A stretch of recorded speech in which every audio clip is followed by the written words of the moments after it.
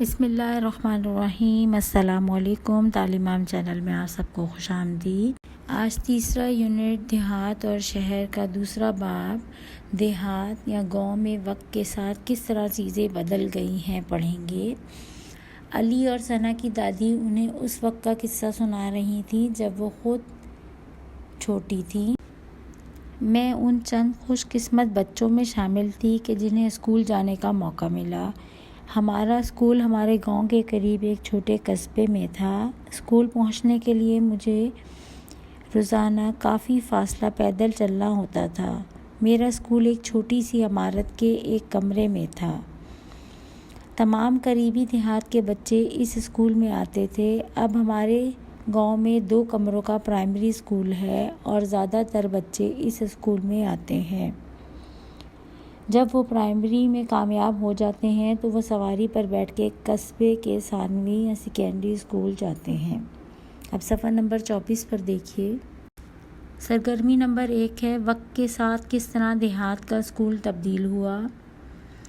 Number 1، کتنے بچے school جاتے تھے؟ ماضی میں کم، آج کل زیادہ۔ بچے کس طرح اسکول جاتے تھے؟ ماضی میں پیدل، آج کل سواری سے۔ اسکول میں کتنے کمرے تھے؟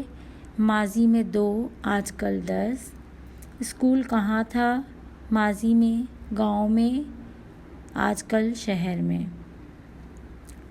سوال نمبر 2 ہے اپنے والدین سے پوچھ کر یہ دریافت کریں کہ آپ کے گاؤں میں سفر کے ذرائع کس طرح تبدیل ہو گئے ہیں۔ ان تبدیلیوں کو ظاہر کرتی ہوئی ایک تصویر بنائیں۔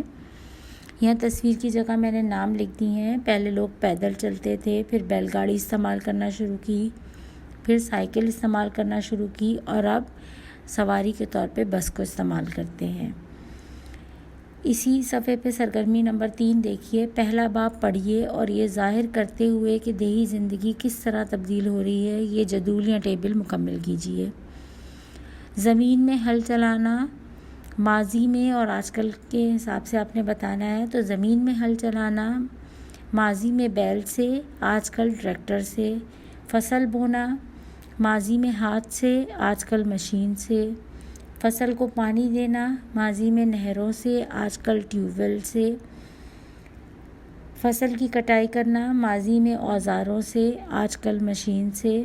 کھیتوں کی پیداوار کو منڈی تک پہنچانا ماضی میں بیل گاڑی سے، آج کل ٹرکوں سے۔